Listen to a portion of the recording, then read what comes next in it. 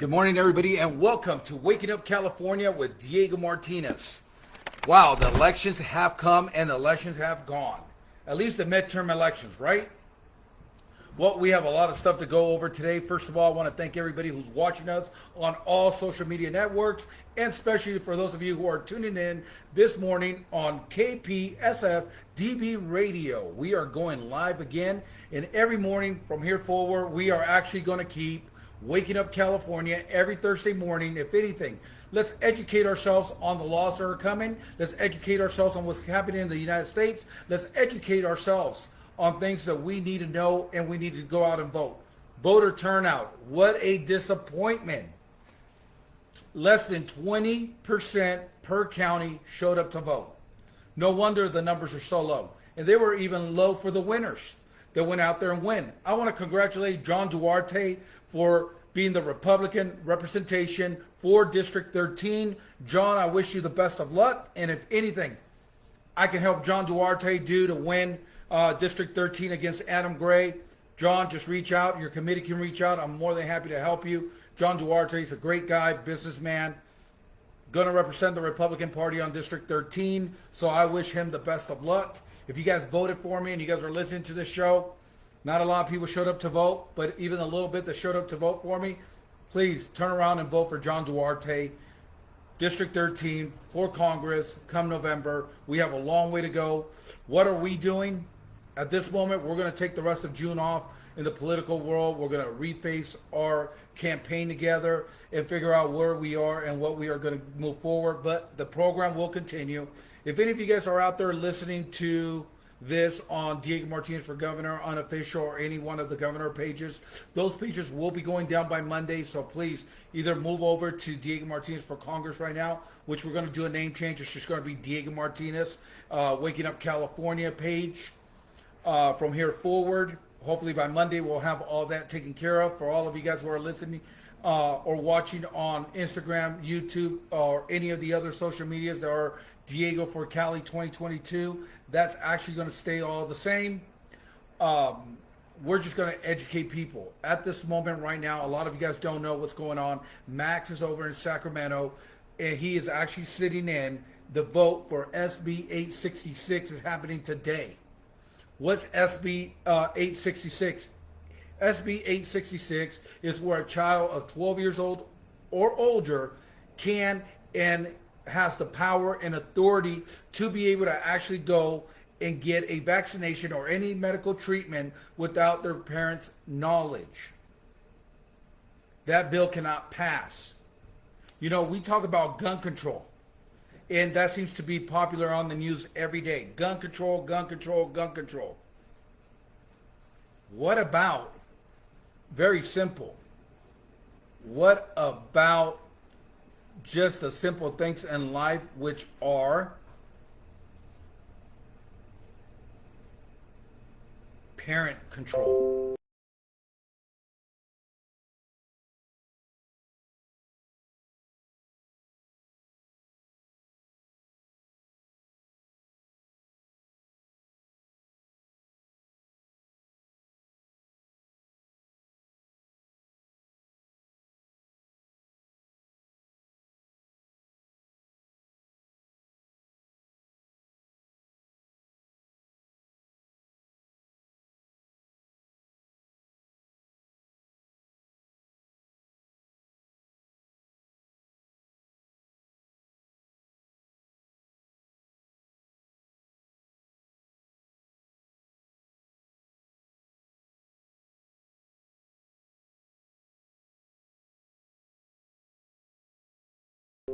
We talk about gun control a lot.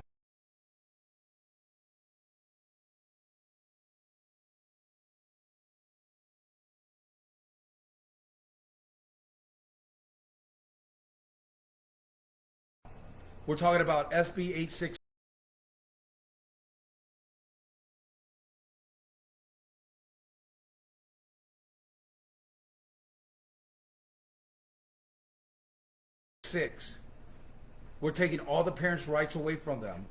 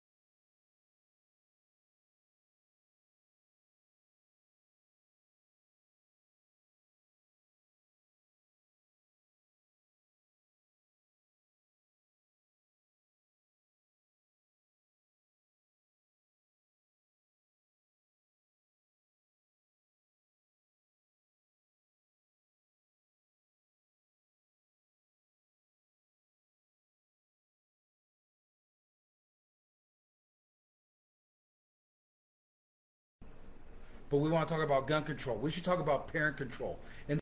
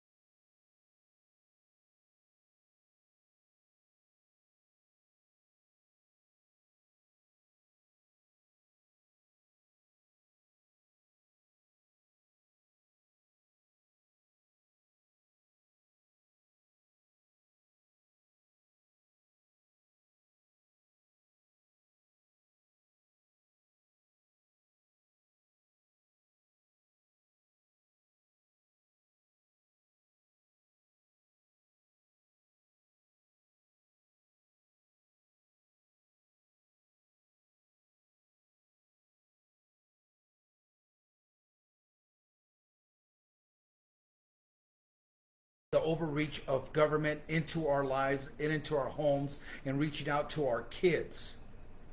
Isn't that more important than gun control at this moment? Just in case a lot of you guys don't know, the AR-15 has been around since 1960. The AR-15 is not the problem.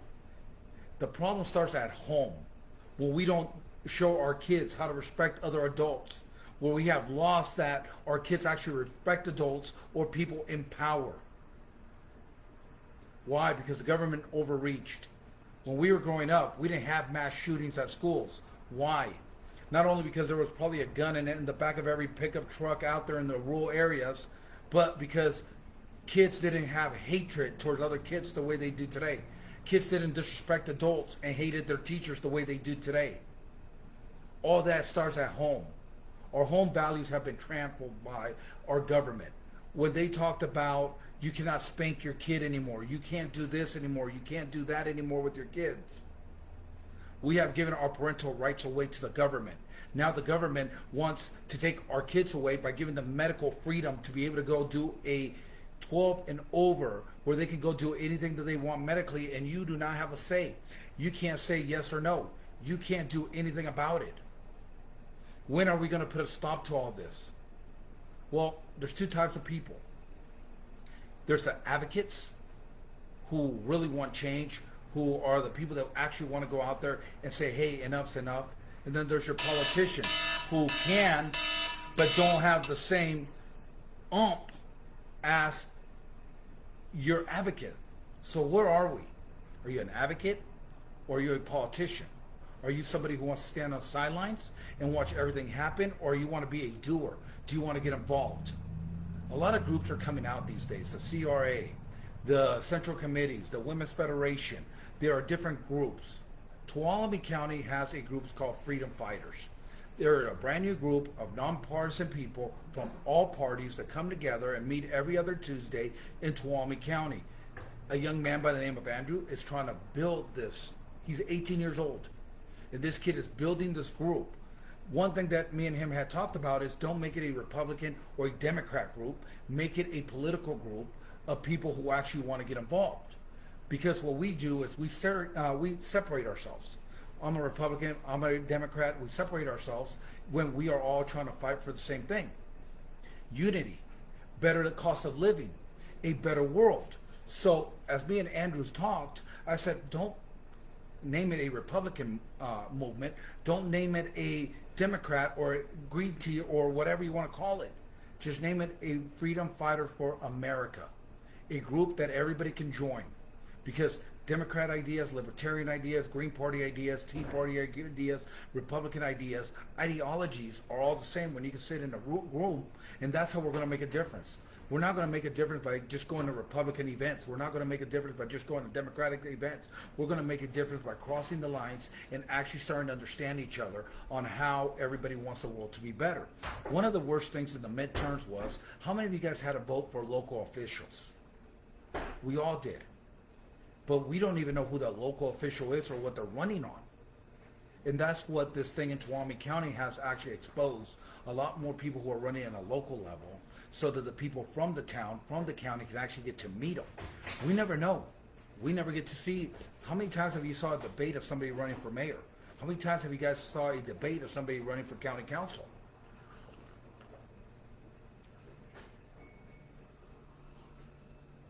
We don't see those debates. We don't see the people running in local levels. How many of you guys even know who the two guys running for sheriff are? None of us really know. So at this point, I'm going to take a month off, but I think I'm going to get more involved in local politics on what's going on in a local level before we decide what we're going to do in 2 years from now or what we're going to run for. We know there's a couple districts that we think we know who's going to win those districts. That wouldn't be a bad challenge come in 2 years. But there's a couple things that we need to do first before we even do that. Please, if you can't donate, it all goes to Diego Martinez for Congress campaign. Up top or on the bottom, there's a link. We need to build up our funds. We really need to actually be in the players market this time around with money. Otherwise, we are never going to get ahead. That's just the bottom line, whether we like it or not. If we don't have enough money to run, is why we keep getting beat so bad, because we just don't have the funds to be out there and when you're racing, when you're spending 60 grand and yet everybody else has 600,000. So we need to get into that. We need to get into the fundraising a little bit better. But we're going to get more involved in local politics, see what's going on locally. I cannot grasp the idea of knowing who my local reps and election officials are. Nobody can. That's the problem. Because nobody has, if you guys look at these groups that are out there, the central committees, the GOPs, the Women's Federation, they don't ever bring in local candidates. They bring in candidates who are running for Congress, Assembly, Senate, Governor, Lieutenant Governor, but nobody ever brings the guy running for mayor. Nobody ever brings that guy running for city council or county council. Do you think we all need to get behind one candidate for November? I truly do. Two candidates are running now, right? District 5, McClintock's running against a Democrat. As much as I don't like Tom McClintock, as much as I think that he hasn't done much, I don't want to lose that Republican seat, so I would say get behind Tom McClintock. If you're District 5 for Congress, anything like that, just get behind McClintock. We have one Republican running for governor, Dale. We're going to get behind him. We're going to help him get ahead. District 13, John Duarte, Republican. I know the guy. I met the guy. We've been on the campaign trail. Good guy. I wish him the best of luck. Need to get behind John Duarte. District 13. Kevin Kiley, if you're in District 3, I'm not a big Kevin Kiley fan. That's never been a unknown factor. Me and Kevin Kiley just never hit it off. We don't get along. Basically, we don't like each other. But at this point, I would say get behind Kevin Kiley in District 3. For Congress, we need to get Republicans into office. We need to get conservatives into office. So anybody who's running as a Republican right now in a two-way race, who do you think should go get behind Trevino for governor in November? Trevino's out. Trevino's out. So basically it's the top two. Trevino's not even in the race anymore for governor. And I actually have to send out a shout-out to Jenny Ray LaRue, who came in third for governor. Me and her were actually running together when I was running on the recall. She's done a great job. She got 4%. Dale got 15%, and then Gavin Newsom. So it's going to be between Dale and Gavin Newsom going November. So that's why the midterms elections are so important, that nobody showed up to vote. 20% or less showed up in each county to vote. At a district, District 13 has 500,000. We didn't have that many people show up. We did not have that many people show up to vote. I think we had 30,000 people show up to vote, 33,000 people show up to vote out of 500,000. That is why they're getting killed. That's why we are losing elections. We are losing elections. They're not stolen. We're stealing them ourselves. We're not showing up to vote. 20% or less per county showed up to vote. It is insane. Jenny has some good talking points For sure, she did a great job. Jenny LaRue did a great job coming in third when on the recall she was somewhere in the top 21, 22. She was 21, 22, somewhere right around there during the recall. So she has came a long way. She has done a great job getting her name out there. And coming up in the top three, Jenny, my hat goes out to you. You did a great job. I'm proud of Daniel Mercury. He actually got over 1%. Last time I looked, it was around 15,000 people voted for Daniel Mercury. Daniel, you did a great job for the budget that you had. Trevino did a good job. I mean, we had a lot of good candidates running for governor that did a great job. They have stepped up their game from the recall to today. But Jenny LaRue did the best job out of everybody who ran on the recall, become number 3 at 4% vote. Jenny, my hat's out to you. Sadly, most people in California believe elections are rigged and there is no sense in voting. Well, that's what cost us the elections this time around. People believe there's no sense in voting, and guess what? There was no sense in voting. Why? Because you didn't show up to vote. Less than 20% of the people showed up to vote. Less than 20% per county. 33,000 out of 500,000 people. Yeah. You know, there's still mail-in ballots. Remember this, 29 days before the election actually gets finalized. So numbers can change depending on mail-in ballots, but from what we saw, 20% or less per county showed up to vote. That was a really, really low rate, which it'd be a miracle for somebody like me right now that's at 3% to actually get up to 14, 15% where David Gillio ended up. David, good run on your campaign. Sorry, I know that you're probably upset today because you didn't get where you think you needed to. Welcome to politics, buddy. Politics aren't always what the people in your own little bubble promise you. And I always say that. When we were running, we always told everybody the same thing. We can't worry about us. We got to worry about the other bubble. Because in your own little world, you're already in Congress. You're already the governor. You're already this. But you got to be able to get out of your bubble to understand what people really think and feel. And for those of the people in his campaign that kept harassing me about jumping in and taking Gillio's light, I told you guys June 7th we'd find out what really happened. Well, I'm going to go back to my first assumption. Apparently, he wasn't the right Republican to be running that district when John Duarte came in after I did and did a way better job than me. So, John Duarte, my hats go out to you. You beat me. You beat everybody else. You have my full support for District 13. You and I understand. Oh, hold on. Sorry, Brian. I'm going back. You and I understand how we do the situation of low voters turnouts.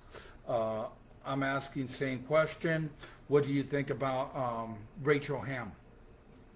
I actually voted for Rachel Hamm. I actually had an opportunity to actually meet Rachel Hamm. I think we need to get behind her and help her become Secretary of State. She will fix voter rolls if she keeps to her word and her promises of what she said when she's running. That's the other thing, accountability. We got to make sure these people stay accountable that once they get into office. Here's Ursula, everybody. Come on, get up there. Come on, up. There you go. Come on. Get your butt out of people's face. Come on. Come on. Sorry, guys. You guys know Ursula has to come on every show that we do here. So I like Rachel Hamm. I think if she keeps her word, we're going to watch voter registry change. We're going to watch voter ID come into play, which is something that we really need in the state of California. But the reality is this, guys.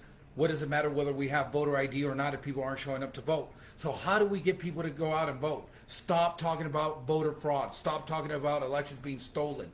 Our elections are not stolen. They're not frauded. What is being stolen is our voices and our ability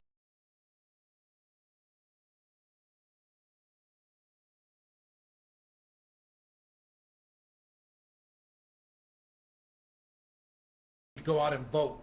That's what's killing us. It's not so much voter registry. It's not so much voter fraud. It's not the Dominion machines. We have got to get off that subject. You guys want to change how people vote? Want to change the people to go out and vote? Stop talking about elections being rigged. Stop talking about the presidential election. It's over. We are doing absolutely nothing by talking about the presidential election that everybody says got stolen, because guess what? We're way past that. But what we're doing is scaring people not to vote. So the Democrats are getting exactly what they want. because Democrat numbers outweigh the Republican numbers. We know this. So what happens is this. They scare enough people not to vote. It doesn't matter if they scare Democrats not to vote. They still have enough people to vote Democrat to win the seats. But Republicans, we can't afford that because in every district, we are being outnumbered. So we have just got to get people out there to say enough. Forget about the election being rigged. Forget about all that. The reason it's rigged is because you're not going out and voting. If you cannot get out and vote, how can you complain about what's going on? How you complain about high gas prices or PG&E bills going through the roof? How can you complain about anything if you don't want to make a difference by going out and voting? If you don't get out and vote, you don't have the right to complain anymore. Now, for those of you guys that want change, why are we voting the same people in over and over again? Why are we standing by and not getting new grassroots candidates out there doing something? So Brian Hale, who we have to get behind in November, is that correct? Yes, it is. Brian Dale is who we need to get behind if we want a chance of getting rid of Gavin Newsom and his bad policies, because he's the one running against Gavin Newsom. There is nobody else. There is no second choice, third choice, or anything. It's him or Gavin. That's why the midterms elections are so important, because you put Trevino down. Well, Trevino didn't get enough votes. Not enough people actually went out there to vote for Trevino. You want a candidate to make it, you have got to go get behind the candidate, go help him campaign, go door knocking, put the yard signs out, get magnets on your car so everybody knows who you're standing behind so they can see their names. If we can't do that, we're never going to change. If we can't get involved and get our neighbors and our friends to want to come out and vote, it's never going to happen. It is a shame that under 20% per county showed up to vote, yet everybody wants to sit here and say this. Our elections are rigged. They're not rigged. They're taking our voices away. That's what's going on. Can I hear your honest take on him, please? I respect your opinion and input. I don't really have a real good or bad intake about Dale. I'll do more research on him. But at this point, unfortunately, he's better than Gavin Newsom. That's my 100 intake on that. He's better than Gavin Newsom. We got to get Gavin Newsom out of office. We have got to lower the cost of living in California. We have got to lower our gas prices. I mean, I like to tell you a little bit more, but I can't. I was never going to vote for the guy. I voted for Daniel Mercury because I felt that an underdog, somebody who actually cares, could make a bigger difference than somebody who the California GOP endorsed or put behind. Which brings us to that. California GOPs, central committees, anybody who endorses anybody should not endorse anybody till today, after the primaries are done. Each group, let's say you are a CRA group in Merced County.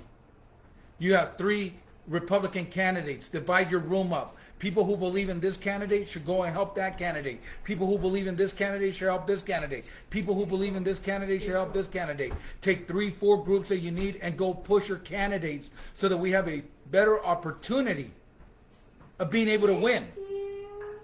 We cannot keep doing the same thing over and over again. Endorsing people too early, guess what? You took the line out of other Republican candidates who are running, and people didn't believe in that candidate. They either didn't show up to vote or they voted Democrat. And 98% of the people just didn't show up to vote. Why? Because they didn't like the Republican candidate that you put in front of them. That's why it's a jungle election. That's why you have choices. Stop limiting people on their choices. Learn something. We didn't learn anything from John Cox and Travis Allen when the GOP endorsed John Cox, because Travis Allen could have probably beat Gavin Newsom. But we shut ourselves down instead of letting it go to the midterms. Once the midterms are done and you have 1-1, then you endorse that candidate. Then we all get behind that candidate. That is the only way this happens. We have got to stop what we're doing. Otherwise, we're never going to make a difference. Conservatives leaving California is going to make it harder to bring the state back. We are losing votes. I agree with you. People are leaving California.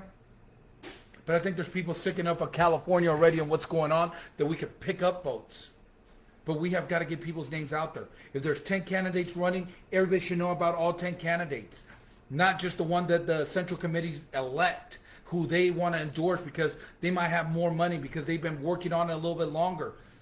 Just because you've been at a campaign for a year and a half doesn't mean you're the right candidate. It just means that you got ahead of everybody else running, right?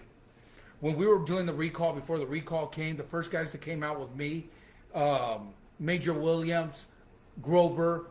There were a lot of different guys that came out early. Why? Because we weren't known, so we wanted to get our names out there known. That didn't mean that I was the best candidate to be the governor. It just meant that I was smart enough to get out there a little bit earlier and start meeting people. But we close our minds with one candidate because, oh, they've been out here for a year and a half and we like what they got to say. But if they're not telling you the truth, you're not the only person that's going to vote. We have got to allow central committees, CRAs, to actually go out there and let 3, 4, 5 candidates get a group. You got 20 people in your group. Divide that up in threes. There's 16. There's 6 people per team, right? That can go out and move one candidate versus another one. Go give out literature about all candidates. Let the people of the community decide who they want. Because then guess what? You're standing behind a winner. One of the 3 is going to win. Then everybody shifts over to that one person after the primaries. I mean, we cannot keep doing this. Cali went to a blanket primary system in 2019, and most people don't know it or understand how it works. At least it's not just 2 Democrats on the ballot. So we'll talk about that here in a little bit.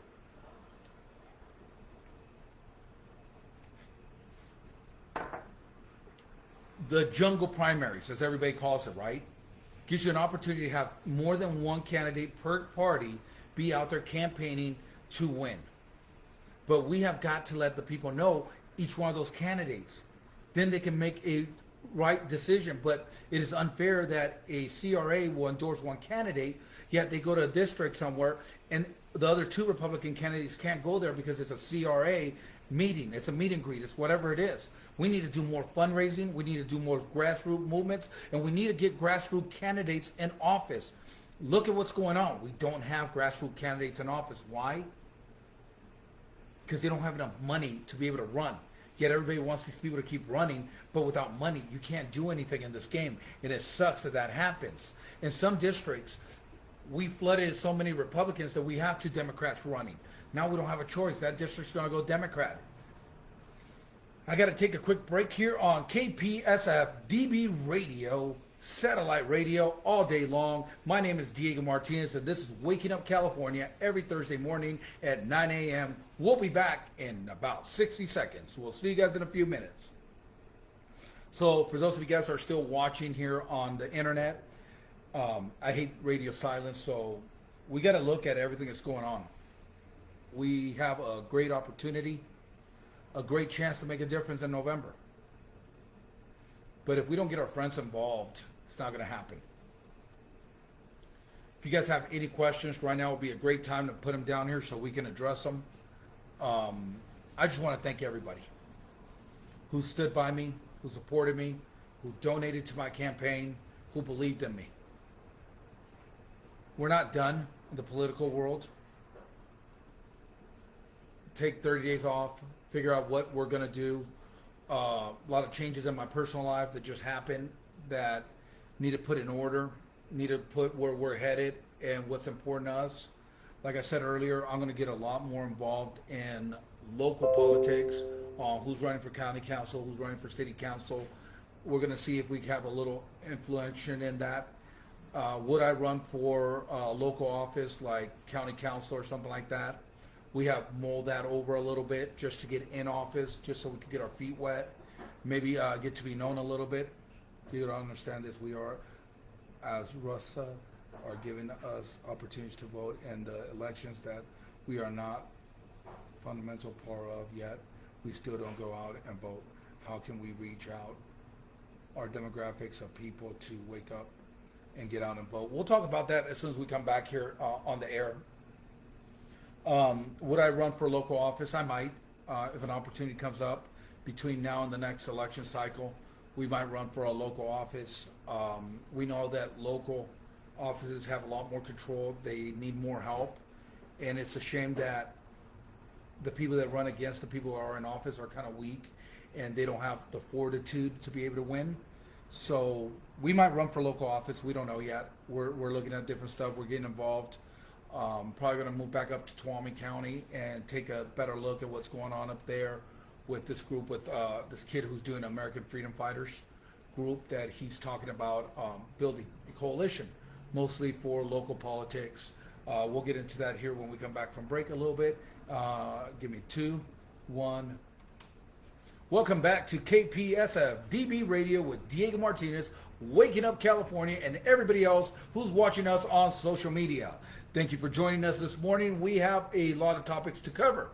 We have talked about voters not showing up to vote in the midterms. What does that do? Well, it created a funnel. It got the people into office that probably needed to be in there. We have one candidate. If he's a Republican, we all need to get behind our candidates who are Republicans, because we need to make a difference in the state of California. We need to make a difference in elections. Everybody talks about getting behind one vote. Now is the time. Get behind the Republican or your favorite person running in that race. Get involved. Start learning about that person, making sure that they align with you. Right now, we have one Republican running against Gavin Newsom, and I urge everybody in the state of California to get behind him, and let's get a Republican to be a governor of the state of California, where hopefully we can lower our gas prices and our cost of living. Hopefully comes with some better ideas to lower our taxes and actually get people back to work in the state of California. Right now is the time. November comes around the corner. Start doing your research right now. Why? Because we need to win. We need some seats. District 13, John Duarte is our guy. He's our Republican running against Adam Gray, a Democrat who is an assemblyman who is famous for not showing up to vote when he's an assemblyman. What do you think he'll do in Congress? He's going to side with Nancy Pelosi. He's going to stronghold the House. He's going to help the Democrats keep passing their legislation that they're passing right now. Even though they call him a conservative Democrat, he is still a Democrat. We have got to get John Duarte into office to represent District 13 for the state of California, a farmer, a businessman, the guy who won the jungle elections. Anybody who voted for me in District 13, please, come November, vote for John Duarte. District 3 for Congress, not one of my favorite people. Kevin Kiley apparently takes the lead versus a Democrat. District 3, got to vote Kevin Kiley in. He's been a fighter. He has gone against Gavin Newsom. Not one of the greatest guys on some of his voting rights. But, again, Kevin Kiley is a Republican who will defend the people of the state of California, especially District 3. So we need to get behind Kevin Kiley in District 3. Rachel Hamm, running for Secretary of State. I had the pleasure of meeting this young lady. I believe if she keeps her promises, she will fix voter rolls. She will demand voter ID. But right now, that's not even the biggest problem, right? Our biggest problem is getting people to show up to vote. I don't understand this. We are given the opportunity to go out and vote in elections, yet we still go out and we still do not go out and vote. How can we change this? It is very simple. How can we change this? Stop telling people the elections are rigged. Stop talking about Dominion machines. Stop talking about elections being stolen. People do not want to hear that. Because when they hear that, they say, why do I need to go out and vote? It's going to be stolen anyways. My vote don't count. Let's go back to the American way. Let's go back to the American people. Let's go back to voting counts. Each one of our voices count. We need to go back into making reality out of what's going on. We need to go back into making reality out of our voices are counting. They are stealing your elections. You know how? They got you afraid to go out and vote. So you want people to go out and vote? Stop talking about voter fraud. Stop talking about elections being stolen. Start talking about the real subjects. Let's start talking about what's really going on. How come our gas prices are still so high? How come we're not doing any drilling in the state of California or around the United States? Why are we dependent on other countries to be able to take care of the United States? Why? Why are we not going out and voting? Because our elections are rigged? Stop scaring people. Let's stop talking about that. Let's start talking about a future and how to make a difference. And the difference starts in November when we get more people to go out and vote. We definitely got to get a lot more people out there to vote. Diego, I have criminal background. Can I still run for school board in my city? Does my checker pass? I believe you still can. You just got to see what your checker pass is about. So the best thing to do is go look at the rules. But the answer is yes. Even though you are a criminal or have a criminal background, you can still run for any elected office that there is. Just I'm not really sure what your checker background is, but I would actually put my name in the hat. I will run it. And if you have a checker pass, the best thing to do is come out and talk about it before somebody else does. Because ownership, accountability is what's going to take to win these races. We have to be accountable for what we did. Most people know just about everything in my personal life that could come out and haunt me. Why? Because I came out and said it. Because I know it's my past. I know it's happened. I'm standing up to my accountability for what has happened.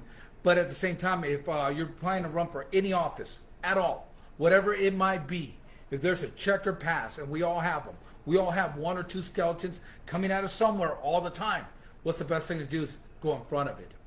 Get on the offense of it. Yeah, this happened to me. This is why it happened. This is what I did. I'm over it. Let's move forward. Now, what does your competition have to say about that? Absolutely nothing. Why? Because they can't say, well, did you know? Yeah, we know. He came out and said it. Or she came out and said it. That's being proactive. That's actually going on the offense, not on the defense. There's nothing worse than getting an allegation or somebody bringing out your pass, and now you got to go on the defense of it. Why? Because I'd rather be on the offense. I'd rather let everybody know what I did and what I didn't do. At least it's coming from me. It's not coming from somebody else, right? And it's easier to be on the offense when we're talking about our checker pass. So if you're thinking about running for any office whatsoever and you have a checker pass, run for the office. You'll know when the right time to come out with it. It's not the first day that you go, hey, by the way, you know, this is who I am, this is what I did. No, you don't do that. You build momentum. You build what you got. I got a couple of DUIs and some stuff with juveniles and assault and battery. Will these affect me? Local seats in Orange County. I can't find solid answers.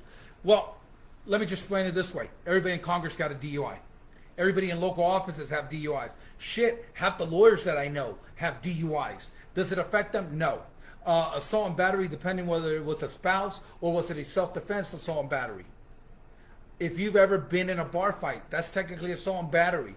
Now, the only way that you can overcome that is to just flat out say, yeah, you know what, I had a drinking problem, but I've been sober for X amount of years, or I don't drink, or I lightly drink, or I learned my lesson, and now when I go out drinking, I actually hand the keys to somebody else. I have a sober driver. DUIs are common. Unfortunately, they're one of the most common crimes, white-collar crimes that people commit is they had too much to drink and they don't understand it, and they go out and drink, and they go out and drive. I'll tell you guys a story here. I don't drink very much. I might have 2 beers and I'm cut off because I've never been a big drinker, right? The other night, we're going to dinner. Yeah, it was dinner. We're going to go to dinner, and we hadn't eaten nothing all day. I had a beer. I ate my food. I got up, and I felt dizzy. I had a buzz. Lightweight, right? I looked at the person that was with me, and I'm like, here, you need to drive us.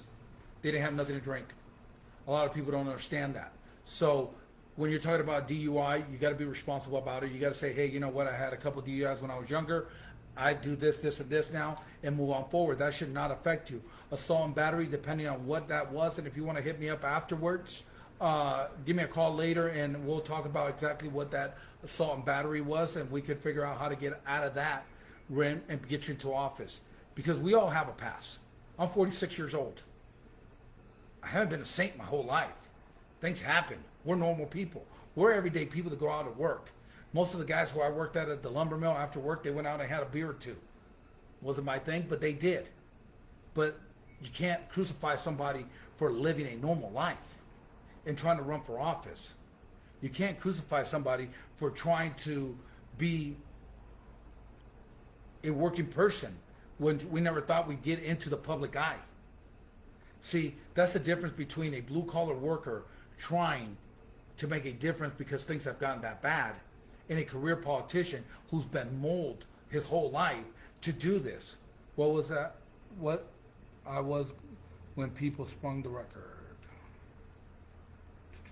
Right? I mean, people are going to do whatever they, we are human beings. We make mistakes. We all do. Right? I'm going to tell you this, Terry. Bill Clinton got away with sexually assaulting, sexual affair in the public eye. Do you think somebody really cares about a couple DUIs and maybe assault and battery as long as it wasn't on your spouse or something like that, I think you're going to be just fine. I think you go pull the papers. I think you'd start running for local offices. I think you stuff as a juvenile, really, how many of us were perfect? We remember when we used to be outside till the lights came on the street lights. We used to actually go out and play. We used to actually go have a good time. I was talking to my wife last night, and it was funny because I said, I remember working at the lumber mill. And the boss I had then, the way he spoke to us, he couldn't speak to us like that today. We'd be in HR and we'd be fired. But that grew us up. That made us men or better adults. I remember the harassment that today would be considered, oh my God, he said that? You got a lawsuit against this company. But when we grew up, that was normal. That's the way people talked. That's the way people handled themselves. I don't know where we came to now we have to tiptoe at work. We have to tiptoe what we say to people. What happens if somebody, you know what, whether you have a record or not, I think you run for office. You get in front of it. Unless it's something violent, unless you committed a crime with a gun or kill somebody, I think you run. I think you run for office and you put it out there and you say, this is what I do. When I first started running for governor, a lot of people don't know this, I was in a motorcycle club. I got out of the club because club politics did not affect political politics. Did I do anything wrong when I was at the club? No. We rode with a bunch of friends, a bunch of guys, but it let me understand what it's like to get falsely accused.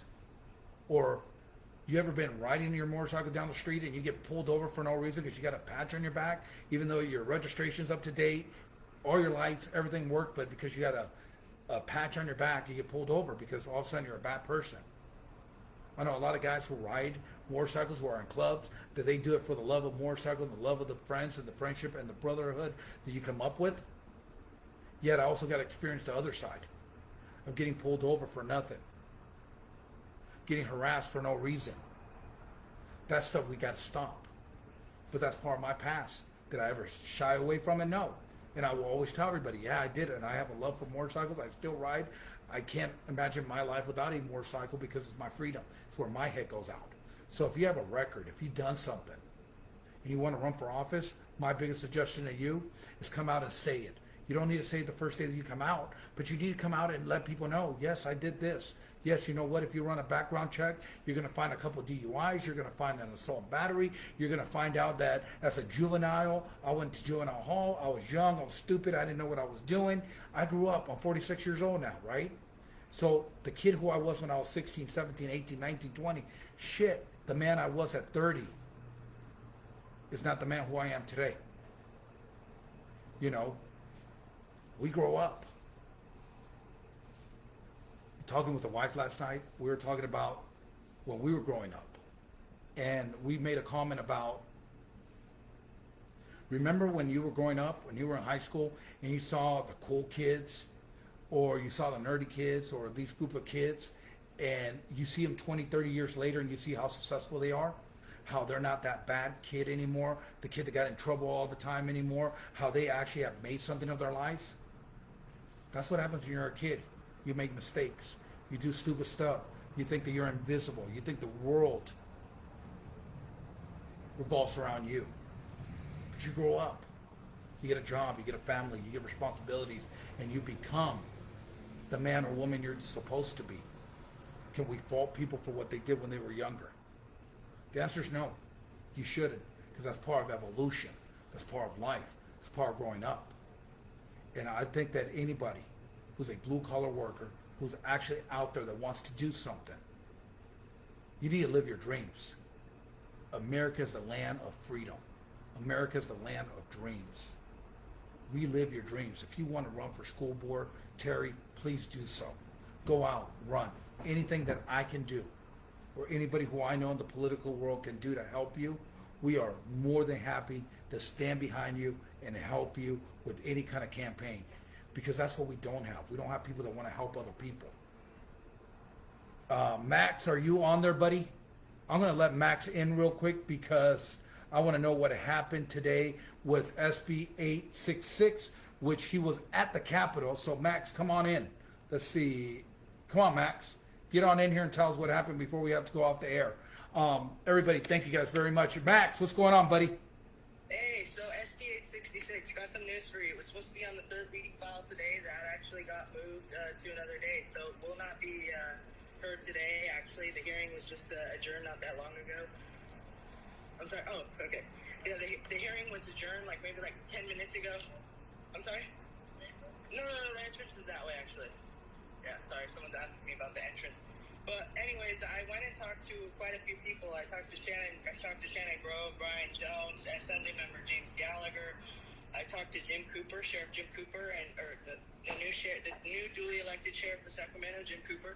Look, I don't support him at all because he voted for AB 2098. He voted for some dumb bills, and yet he told me today, he said he's on the middle ground. I don't think he's on the middle ground. I think he's for all these bad bills that are being introduced. And I told him, I was like, look, parents are concerned. They sign waivers for kids that go on field trips. They're responsible for them until they're 18. And he's like, well, we got to find some middle ground here. He's like, what about kids who are able to take HPV vaccines or kids who are 17 heading into college? I mean, what if they need a vaccine to go to college and they can't take it? And I was just telling him he doesn't understand that parents should, that should be at their discretion until their children are 18 years old, at least. Because once their children are 18, okay, sure, you're legal adults. There are reasons why we have barriers that prevent people from moving out of their parents' houses until they're 18. Because usually kids under 18 can't take care of themselves. They're not independent. They're not self-sustained financially. And so I think some of our assembly members don't get it. I ran into Jim Cooper. I ran into Jim Wood, who is the Democrat from Santa Rosa. I ran into Ash Kalra. I ran into Lori Davies. I ran into so many of them. So I've been talking to politicians all week long. All week long I've been out here and I've been talking to them. Even if it's just a walk and talk. I'll walk with them and talk. I talked to Assembly Member Bigelow. He's a Republican. But he's saying, he's not going to commit to voting no on SB 866. I'm thinking, why? Aren't you like a Republican from the country? He says he doesn't want to commit to anything before it goes to the floor for a vote. To me, that shows cowardice. I'm going to be real honest. To me. Well, let me tell you something about Bigelow real quick. Bigelow isn't rerunning. That's the problem. He had told us that he was going to run for his last term, and he turned around and cut a deal with somebody else to run. Didn't tell anybody and asked every other Republican not to run against him. So he actually planted his replacement. So Bigelow doesn't care right now what happens at the end of this because he'll be out of office. He's a coward. He should have never been not contested. The guy who took his place is not being contested because we thought Bigelow was running. It is a BS move that Bigelow's been in assembly for 10 years, had the last 2 terms, and from what we understand, he sold out his seat. I ran into Vince Vaughn, too, and he said, yes, he is a no vote. I said, look, you guys don't know how to use logic, it seems like. A lot of you guys, assemblymen, I'm sorry, you guys don't know how to use logic. The people they put on the news here, the news isn't here, they're not reporting on this, but the people they interview, they're just idiotic or ignorant. They don't know anything about what they're talking about. The agenda of the media is to make sure you're not informed. There's nothing informative about the media. If you've ever thought there's something informative about the media, I'm sorry, but where have you been? But these legislators, the fact that they can't commit. I ran into Isaac Bryan. Most of them that I ran into could not commit to voting no to him. So it's there are few. Yeah, James Gallagher, yes. Vince Vaughn, yes. A few of them, yes. But a few of them were I can't. So how can you see those people as good people if they're not committed to one thing or another? And most people, I would assume, are in opposition to SB 866. Most parents, especially. Well, it sucks, and I'm glad you were there, Max. I saw you walking in earlier. That's why I knew you were there. I was waiting for you to get out so that you can give us an update on what's going on. I actually don't think. Years ago, they said that anybody who was under 18 years old or 18 years old, the parents were still responsible for the child. We talked a little bit about gun control. I think what about parent control? We need to control our children. Why is there massive gun shootings at schools? Because the parents have no control over their kids. This bill would just solidify that kids could do whatever they want when they want at 12 years old. At 12 years old, you don't even know what life's about. You don't even know. how to drive. You can't even drive a car, but you want to be responsible for a medical decision. This is stupidity. Now, if a child needs a vaccine to go to college, you need to go to a different college because it's still the land of free. We want medical freedom, and we have our medical rights to protect our medical situations from anybody else knowing. But the vaccine takes that away from you. Making you have to have a vaccine or a card for your vaccine takes that medical freedom away. I ran into Scott Wiener and Senator Payne the other day, and I told Scott Wiener to pull the awful bill, and why doesn't he show us the $53,000 he's received in donations from pharma? He's not going to do either of those things. And there have been amendments made to the bill, like some assembly members have tried to make amendments to the bill that would put in guardrails for like if a child was injured in the case that someone was injured.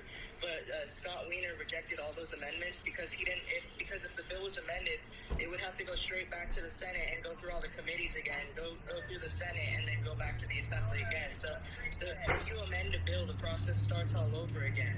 And so he doesn't want that to happen. Right now, it's in a good spot. Right now, it's in the Assembly, meaning that the moment it passes out of the Assembly, then it's at the governor's desk. Well, Max, I appreciate you joining us and giving us an update of what's going on. Keep up what you're doing, man. You're doing a great job. I can't wait to get old enough to try to run for office. I think you're getting your name out there quite a bit, and it's always a pleasure to have you with us, Max. I got to get off the show, Max, but thank you. Why don't we do a live tonight or something, and we'll talk about what's going on. All right, sounds good. All right, buddy. Thank you. Sounds good. Talk to you soon. Talk to you later. For all of you guys joining us, Waking Up California with Diego Martinez. The midterms elections are over. How do we stop what is going on?